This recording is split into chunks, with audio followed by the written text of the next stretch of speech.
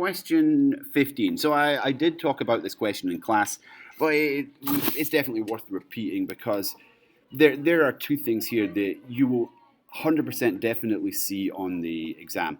The first thing is math.random.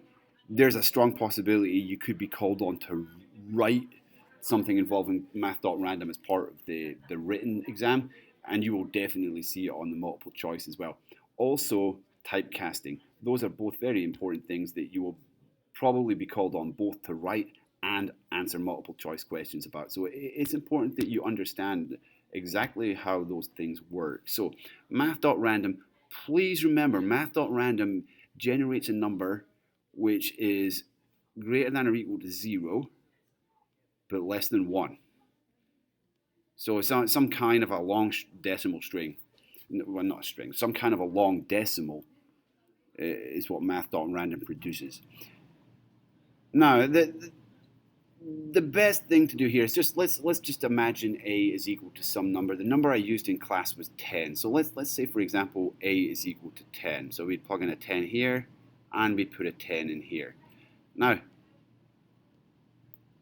math.random times 10, that's a double times an int. A double times an int is always going to produce a double, so that is going to produce a number that goes anywhere from 0 all the way up to 9.9999999, somewhere in between those two numbers.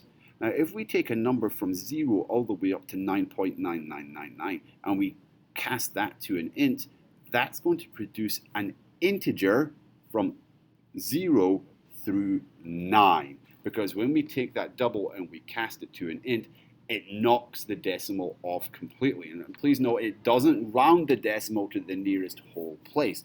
It knocks the decimal off. So this piece here, if I make a equal to 10, this would produce an integer from 0 through 9.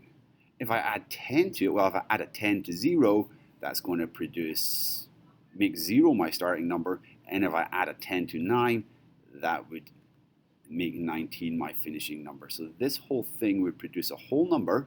If a were equal to 10, it would produce a whole number from 10 through 19. So in other words, 10 and 2 times 10, subtract 1. So the correct answer is answer choice